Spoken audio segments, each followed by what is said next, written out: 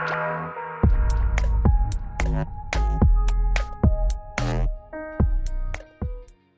what's going on, guys? My name's Dynasty. What I got for y'all today, and again, is another Injustice 2 video. As a matter of fact, it'll be a bit of a double header. I got for you guys two pretty awesome things to cover. First things first, we got Adam's character bio for Injustice 2, which is kind of weird because we got his bio before we got Hellboy's bio, but nonetheless, we got his bio released, I think, like 2 days ago. But not too many of you guys have actually seen it because I just found out today it got released. Not to mention, of course, we had the Brazil game show taking place yesterday, and Boon did a bunch of interviews for a bunch of big companies, one of those being GameSpot. GameSpot actually had a pretty in-depth conversation about, you know, Nintendo Switch and Injustice 2 being a thing. Of course, Boon talks about the possibility of seeing Injustice 2 on the Switch, so I'm about to break that down in just a second, though. Could you guys take 1 second and please drop a like on the video? Did a double upload yesterday as well. You guys love both of those videos, so thank you all so much for that. Feels good to be back making Injustice 2 videos. So with that said, let's get into the reason why here Dynasty show me the Carfax. Okay, so first things first, here is the Adam's character bio inside of Injustice 2. Bam!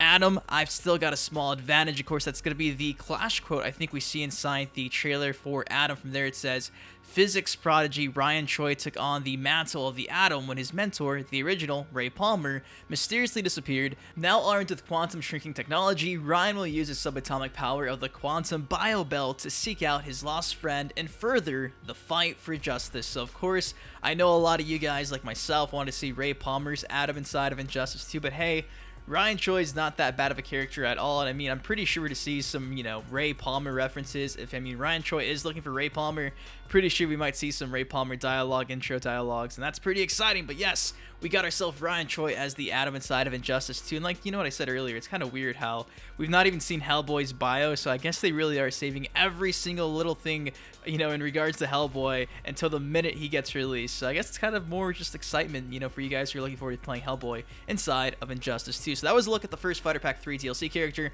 Moving on, though, to the second, you know, portion of this video, the reason why you may also be here. So Nintendo Switch, of course, you guys know Nintendo Switch. It's been out for quite a while now. We've not really seen many fighters released on that system so far. However, GameSpot did an interview with Boon, and this is what he had to say regarding, of course, Injustice 2 on the Switch. It says here, bam!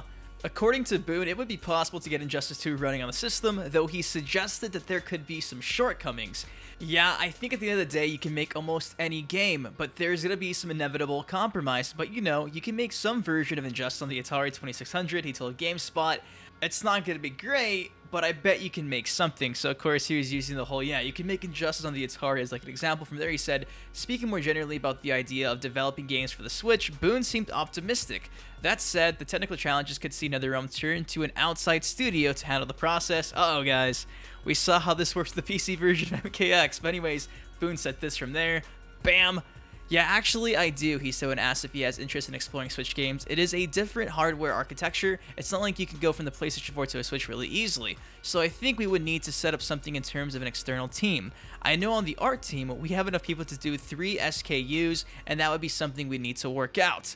From the game player's perspective, would it be fun to play just on the Switch? I do think it would, he said. You could have tournaments, everyone comes over with their own system, you could have the whole structured tournaments and parallel gameplay and all of that. And of course, in my personal opinion, that would be pretty sick. I do think fighting on the Switch controller, though, might be pretty tough to do. You probably need like an actual game controller, like a game fighting pad or something, like an actual controller, not like using the Switch buttons. But yeah, Boon seems pretty optimistic and open to the idea of working for an Injustice 2 version on the Switch, and it seems to be the exact same way for the PC version, though I think making this game, obviously, importing it to the PC would be 1,000 times easier because that hardware is very similar, if not better, no offense, no console wars, than what an Xbox One and PS4 can handle, whereas a Switch is obviously new technology that's not really been grasped by NetherRealm before, not to mention it's a portable device. Though it has a lot of power, it's not as powerful, obviously, as an actual home console. So, I mean, it might be a bit tougher to actually pull that one off, but they seem really optimistic, throwing the fact that, of course,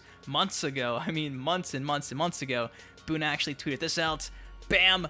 Of course, you get yourself a voting poll where Boon is asking which, and of course, the Switch won with 60% in comparison to the PlayStation Vita, who did see some ports of, I think, Mortal Kombat 9, and I want to say the first Injustice, if I'm not mistaken. So yeah, maybe this has been in the works for a while now, because we really don't know what this was, you know, being asked, or why Boon asked this. Maybe it was in terms of, should we make a ported version on the Vita? Should we make one on the Switch? I think, obviously, the Vita's already kind of had its way with the market. I think the Switch would make the most sense. But anyways, guys, that is all I got for y'all today. You got a, confirmation that Ray Palmer is not going to be the Adam. Instead, we got his homeboy, the one, the only Ryan Choi, taking the mantle. And of course, last but not least, I talked a bit about what Boon said inside an interview with GameSpot in regards to a Switch version of Injustice 2. Of course, if you guys did enjoy this video, just drop a like on it. It takes 1 second. It really does help me out a ton. Of course, if you want some more Injustice 2 content on the daily as I can, just hit the subscribe button. But anyways, that is all I got for y'all today. Till next time, I'm your host, Dynasty. Take care, stay safe, and I'll see you guys later. Peace. Setups, you one of the greatest. You deserve more exposure, man, you underrated. To all the Dynasty haters, promise you'll love him later. Y'all gon' react like he did when he seen the trailer. But hold up, let me hit y'all with a twist. Wait, I'm Sub-Zero, the rap game is the Lin Kuei. You see, I've been a fan of Dynasty for years now. GTA, MK, Injustice, I'm still down. Rapper meets gamer.